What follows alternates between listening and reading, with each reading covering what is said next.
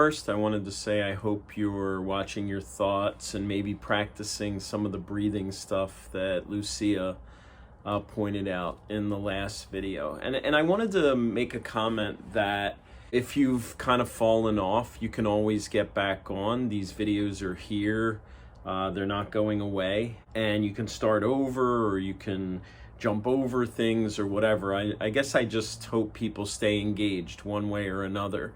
Even if they're not doing everything, every assignment or every aspect, and you can always come back to them, right?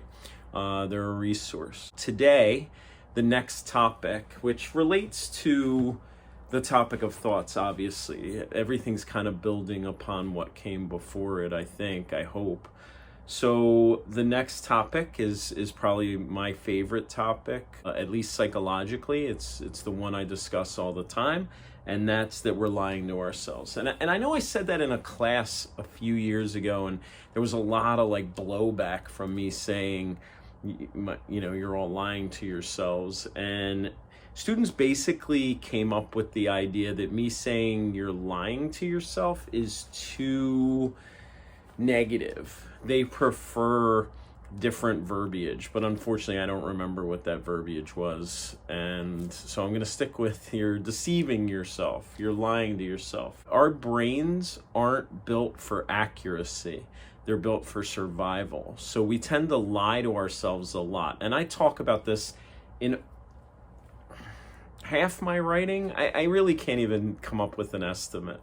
Probably more than half of my writing on Psychology Today talks about how we're distorting reality to fit our needs, or our, maybe not even our needs, but our mindset sometimes, or just our perspective sometimes. You've been looking at your thoughts, you've been seeing that a lot of times they're absurd, or they're ridiculous, or they're meaningless, they're non-needed, I guess. They're just, sometimes it's just busy work. I feel like my mind is just doing busy work.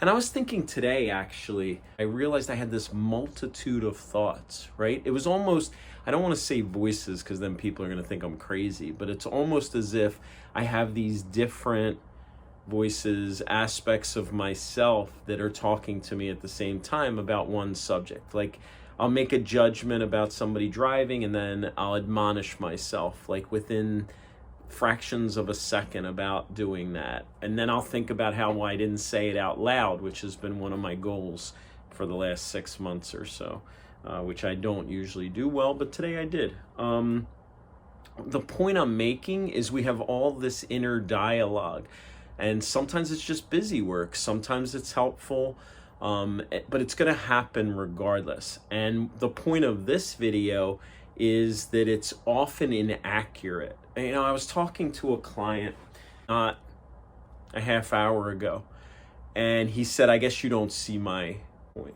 I get it, you don't, maybe you do, maybe you don't, I guess it doesn't matter. He was kind of disappointed that I wasn't aligning with his perception. And I said to him that I don't see my job as a therapist as aligning with your point of view.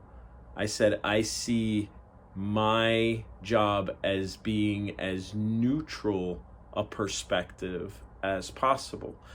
And he's really into enlightenment, so I hoped that was going to resonate with him, because I, and maybe this is biased, but I feel like aligning in a neutral place, seeing all the different aspects and what's influencing the different perspectives, and maybe not being too moved or pushed by any of those perspectives, is enlightenment. I think, in that moment, I was maybe more enlightened than I am other moments, right? I don't think enlightenment is a state we attain and just stay in as humans. I don't think we would function well. With this video, that's kind of what I'm talking about, is that we're lying to ourselves a lot, and we believe the lies a lot. We're convinced of our perspectives. We're convinced of our truths. We're convinced of our perception.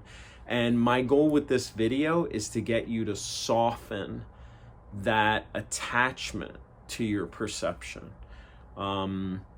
and to maybe start working toward a more neutral perception later.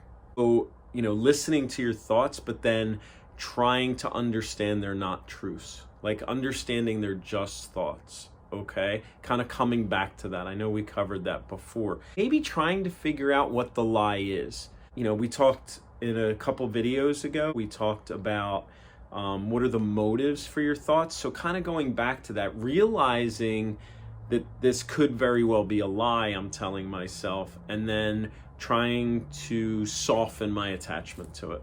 That's the assignment right now. Okay? I hope some of you listen to that Invisibilia podcast on thoughts. That's really an excellent, excellent podcast.